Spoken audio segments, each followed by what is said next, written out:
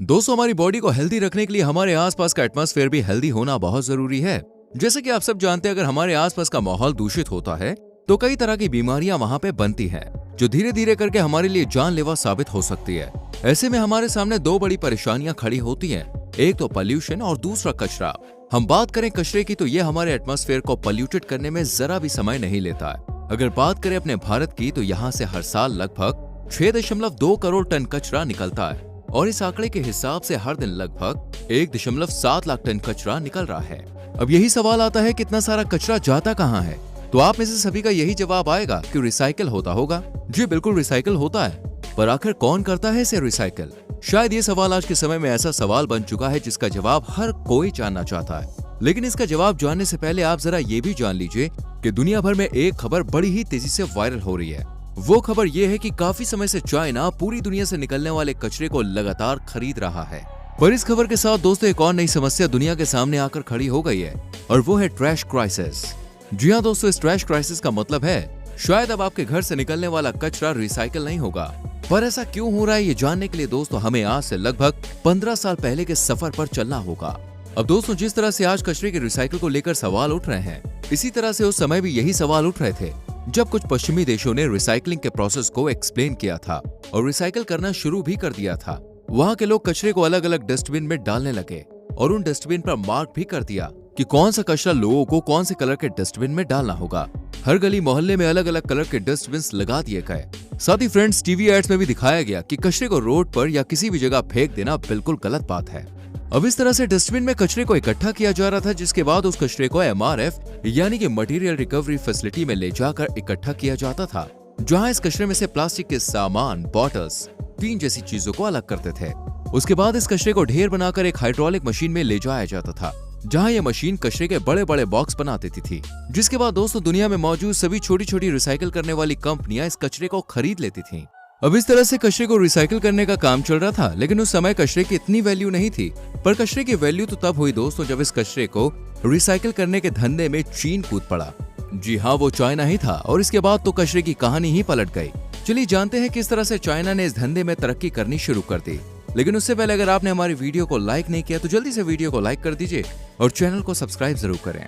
दरअसल दोस्तों ये वो समय था जब चाइना एक मैन्युफैक्चरिंग हब बनाने की कोशिश में लगा हुआ था, जिसके लिए वो कई सारे देशों से रॉ मटेरियल इकट्ठा कर रहा था। लेकिन तभी चाइना की नजर कचरे पर गई, जहां से उसे लाखों करोड़ों डॉलर्स नजर आ रहे थे। यहाँ चाइना समझ गया था कि उसे किस तरह से अपने मैन्युफैक्चरिंग के सपने को पूरा करना है, जिसके बाद चाइना रिसाइकलिंग के धंधे में कूद पड़ा। चाइना में कई सारे दोस्तों रिसाइकलिंग के लिए प्लांट बनवाए गए और ये प्लांट छोटे मोटे नहीं बल्कि इतने बड़े थे जो शायद ही दुनिया में किसी के पास हों। अब इस तरह से धीरे धीरे बाकी देशों में ये बात फैलने लगी कि चाइना लगातार भारी मात्रा में कचरे को खरीद रहा है। ये सुनकर दोस्तों और भी देश अपने कचरे को लेकर चाइना के पास पहुंचने लगे और चाइना भी इस कचरे को उन देशों को काफी अच्छी कीमत में देने लगा। और यही नहीं, उसी कचरे को रिसाइकिल करके चीन उसके जबरदस्त प्रोडक्ट्स भी बनाता था और उसे सही समय पर वापस भेज देता था। इस तरह से चीन अपने इस धंधे में खूब तरक्की करने लगा। चीन की दोस्तों इस तरक्की के पीछे की वजह थी लेबर। जी हाँ, चीन में लेबर बहुत ही सस्ती थी और वहाँ पर काम करने वालों की कोई भी कमी नहीं थी। यही वजह थी कि चीन इस कचरे में कम पैसे खर्च करके उसे रिसाइकिल कर लिया करता था और उसे एकदम खास और फिनिश प्रोडक्ट बनाने लगा। अब इस तरह से धीरे धीरे चीन का रिसाइकलिंग का धंधा खूब तेजी से चलने लगा। यानी चीन का जो सपना था मैन्युफैक्चरिंग बेस को स्ट्रॉन्ग बनाने का, उसका यह सपना पूरा होने लगा और चीन के सपने को पूरा होने में ज्यादा समय भी नहीं लगा। इस तरह से चीन उस समय सबसे बड़े मैन्युफैक्चरिंग इकोनॉमी के रूप में देखा जाने लगा। और फिर एक वो समय आ गया जब दुनिया का लगभग 70% कचरा चीन के पास पहुंचने लगा और इस तरह से चीन ने मैन्युफैक्चरिंग की दुनिया में अपना एक बड़ा मुकाम हासिल कर लिया था। अब चीन का रिसाइकलिंग का धंधा दोस्तों कुछ इस तरह से चल रहा था कि जिस पानी के जहाज से वो अपने फिनिश प्रोडक्ट को जिस देश में बेचता था, उसी जहाज के जरिए वो उस देश के कचरे को खरीद कर ले आता था। इस तरह से लगातार उस कचरे के फिनिश प्रोडक्ट बनाए जाते थे और वापस चीन उसे दूसरे देश को बेच दिया करता। चीन के इस रिसाइकलिंग के धंधे की बढ़ती हुई तरक्की का दोस्तों आप इस तरह से ही अंदाजा लगा सकते हैं कि चीन के आते ही पश्चिमी देश के लगभग सभी रिसाइकलिंग प्लांट्स बंद हो गए। इसकी एक वजह ये थी कि पश्चिमी देश के लोगों ने कभी भी कचरे को रिसाइकलिंग करने के लिए बड़े प्लांट नहीं लगाए थे। इस वजह से कचरे को रिसाइकलिंग करने के लिए दुनिया के ज्यादातर सभी देश चाइना को ही देखने लगे, क्योंकि चाइना कम पैसे में ही सही समय पर बढ़िया काम करके दे रहा था। दोस्तों इस तरह से तो आप समझ ही सकते हैं कि चीन किस तरह से दुनिया भर के कचरे को अकेला संभाल रहा था। लेकिन यहाँ चीन की बढ़ती हुई तरक्की में ग्रहण लग गया। जी हाँ दोस्तों, ये ग्रहण एक छोटी सी डॉक्यूमेंट्री बनकर आया जिसने चीन को एक ऐसा कदम उठाने पर मजबूर कर दिया कि चीन के इस फैसले से दुनिया बर्बाद हो सकती है। दोस्तों, असल में हुआ ऐसा कि जब इस कचरे को रिसाइकलिंग करने का काम चाइना में लगातार चल रहा था, उसी बीच एक चाइनीज फिल्म डायरेक्टर की नजर चीन के कचरे के धंधे पर पड़ जाती है और इन जनाब को कुछ भी नहीं सूझता तो भाई साहब ने कचरे को लेकर उसकी डॉक्यूमेंट्री बनानी शुरू कर दी। इस चाइनीज डायरेक्टर का नाम है दोस्तों जियो लियांग वांग, जिसने प्लास्टिक चाइना के नाम से एक डॉक्यूमेंट्री रिलीज की। इस डॉक्यूमेंट्री के रिलीज होते ही पूरी दुनिया में दोस्तों हड़कंप मच गया। असल में इस डॉक्यूमेंट्री में एक छोटी सी बच्ची को दिखाया गया था जो प्लास्टिक रिसाइकलिंग प्लांट में रहा करती थी। इसके साथ इस डॉक्यूमेंट्री में चाइना के रिसाइकलिंग प्लांट का असली चेहरा लोगों के सामने लाया गया था। खैर, वैसे तो इस डॉक्यूमेंट्री ने कई सारे अवार्ड्स भी अपने नाम किए हैं और हर जगह इस डॉक्यूमेंट्री को पसंद भी किया गया है, लेकिन दोस्तों चाइना ने फौरन ही डॉक्यूमेंट्री पर बैन लगा दिया क्योंकि इसमें चाइना के रिसाइकलिंग प्लांट की कुछ ऐसी भयानक तस्वीरें थी जिसकी वजह से चीन की दुनिया में बदनामी हो सकती थी।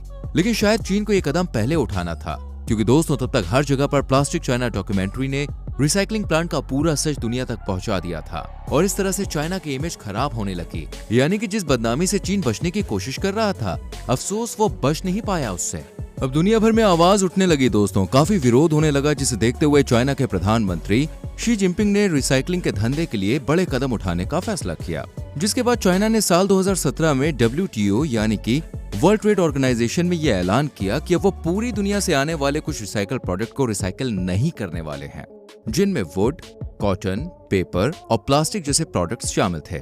चाइना ने इसे ONS यानी कि ऑपरेशन नेशनल स्वॉर्ड का नाम दिया, जिसका मकसद था अपने देश में ऐसे रिसाइकलिंग प्रोसेस को करना जो पूरी सिक्योरिटी के साथ केवल चीन के प्रोडक्ट को ही रिसाइकल करें, जिससे वहां का एटमॉस्फेयर स्वस्थ रहे, साथ ही वहां के लोग भी।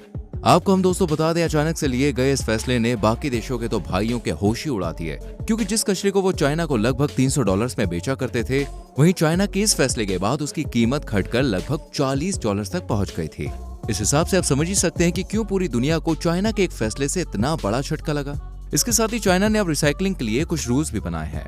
चाइना ने आने वाले किसी भी प्रोडक्ट को केवल एक ही बात पर अपने देश में रिसाइकल करने के लिए जगह दी है कि वो प्रोडक्ट कम से कम हार्मफुल होना चाहिए, जिससे कि चाइना का एटमॉस्फेयर साफ और सुरक्षित रहे। दोस्तों, यही नहीं, चाइना ने अपने देश के एटमॉस्फेयर और लोगों के बारे में सोचते हुए एक और रूल जोड़ा था। उन्होंने कहा था कि जो भी प्रोडक्ट चाइना में रिसाइकल होने के लिए आएगा वो पहले से ही साफ होना चाहिए। यही नहीं दोस्तों, उन्होंने ये भी कहा कि आने वाले किसी भी वेस्टेज में अगर गंदगी मिलती है तो उसे वापस कर दिया जाएगा। इसी वजह से अब मलेशिया और थाईलैंड जैसे देशों में रिसाइकल होने वाला कचरा साफ होने के लिए जाता है। उसके बाद जब कचरे की अच्छे से सफाई कर दी जाती है तो उसे चाइना के लिए रवाना कर दिया जाता है। यही नहीं, मलेशिया और थाईलैंड जैसे देशों में बड़े बड़े अरबपति इस क्लीनिंग इंडस्ट्रीज में पैसा लगा रहे हैं, लेकिन अफसोस केवल इन देशों के उठाए गए ये कदम काफी नहीं है, क्योंकि पश्चिमी देशों के पास इस तरह खुद के ऐसे इंफ्रास्ट्रक्चर नहीं है जिससे वो देश के कचरे को रिसाइकिल कर सकें। वेल दोस्तों, आपको क्या लगता है, क्या बाकी के देश चाइना की तरह रिसाइकलिंग इंडस्ट्री बना पाएंगे? आपकी क्या राय है, हमें कमेंट सेक्शन में जरूर बताएं। वीडियो को लाइक और शेयर करें। आने वाली वीडियोस को देखने के लिए चैनल को सब्सक्राइब करके बेल आइकन प्रेस करें, जिससे आने वाली वीडियोस मिस ना हो। मिलते हैं अगली वीडियो में। Till then, bye bye, take care.